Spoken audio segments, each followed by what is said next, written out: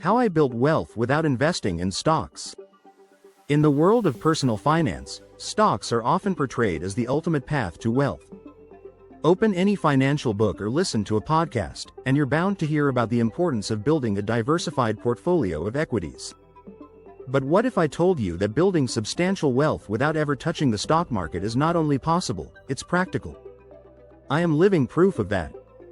This is the video of how I built wealth without investing a single penny into stocks.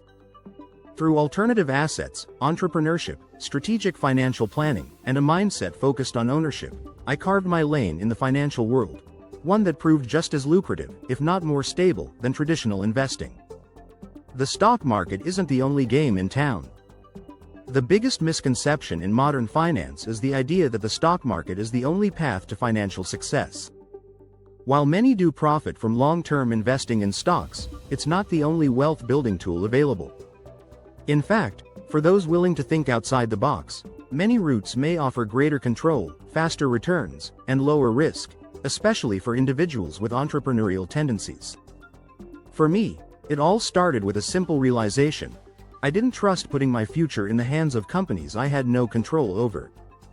Stock markets are subject to volatility, speculation, and geopolitical shifts that can wipe out years of gains in a matter of days.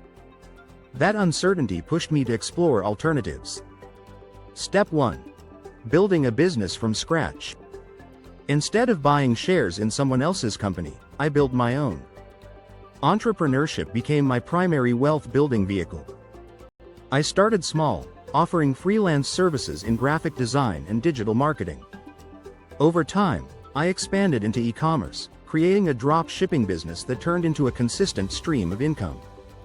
Eventually, I invested profits into scaling, building systems, hiring a remote team, and creating multiple streams of business revenue. While many investors wait for their portfolio to grow at 7 to 10% annually, my business revenues doubled in some years.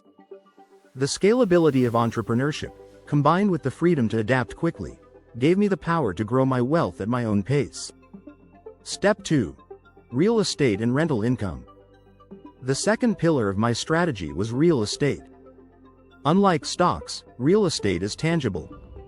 You can see it, touch it, manage it, and improve it. My first investment was a modest rental property that I bought using profits from my business. With some cosmetic renovations and smart marketing, I turned it into a high-performing rental unit. The key was leveraging other people's money, primarily through mortgages, to acquire appreciating assets that produced passive income. Over time, I expanded into multifamily units and short-term rentals.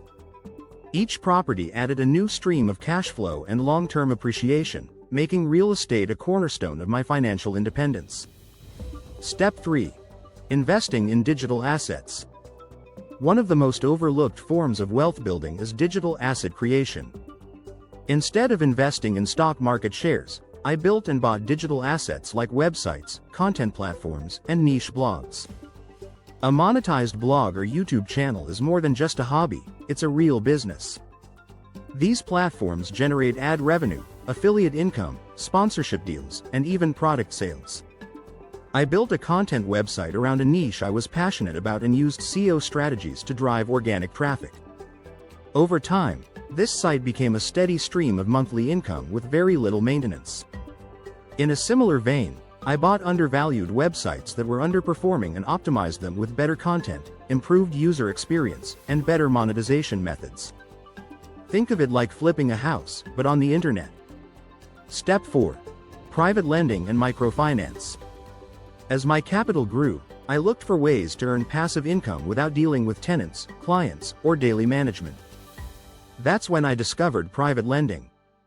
I began offering secured loans to small businesses and real estate investors in my network.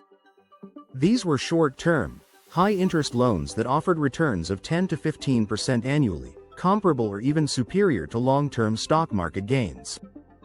Because I structured deals with collateral and legally binding contracts, I minimized risk while maintaining high cash flow. Additionally, I dabbled in peer-to-peer lending and microfinance in developing countries. While the amounts were smaller, the impact and the returns were powerful. Step 5. Owning intellectual property.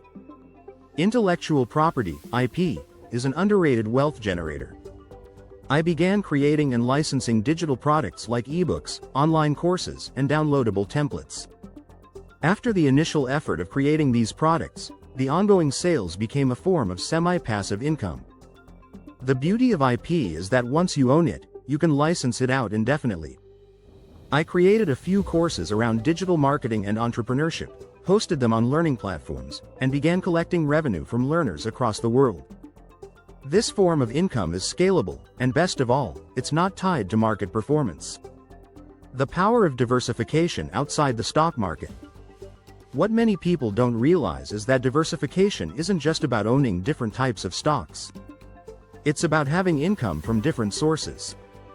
My portfolio doesn't include stocks, but it's diversified across businesses, real estate, digital media, intellectual property, and lending. Each of these streams is independently sustainable, meaning that if one fails, others continue. This resilience is the true secret behind long-term wealth building. Lessons learned along the way. 1. Control is key. When you invest in yourself or in assets you can influence, you're not at the mercy of Wall Street. 2. Income matters more than appreciation. Stocks can grow in value, but cash flow is what sustains your lifestyle and grows your wealth. Focus on creating multiple income streams. 3. Leverage is a superpower. I used leverage responsibly, both financial, mortgages, small loans, and operational, hiring, automation, to accelerate my wealth journey. 4. Knowledge beats speculation. I spent time learning deeply about every asset class one entered. Unlike speculating on stock trends, I built wealth on knowledge, planning, and strategic risk. 5. Ownership over consumption. Instead of spending money on liabilities, cars, gadgets, designer clothes, I focused on buying or building assets. This shift in mindset was critical. The wealth blueprint without Wall Street. To be clear, I'm not against stocks. They're a legitimate path for many. But my story proves that you don't need them to build wealth.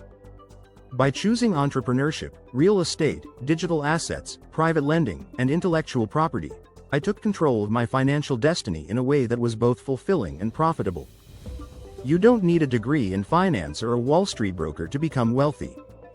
What you need is vision, discipline, and the courage to invest in yourself. The path may not be conventional, but it's real, and it works. Thanks for watching. If you're ready to break free from the traditional path and build real wealth without relying on the stock market, you're not alone, and you don't have to do it alone. Drop your thoughts in the comments. What's your wealth building strategy? Like this video if it inspired you. Share it with someone who needs to hear this.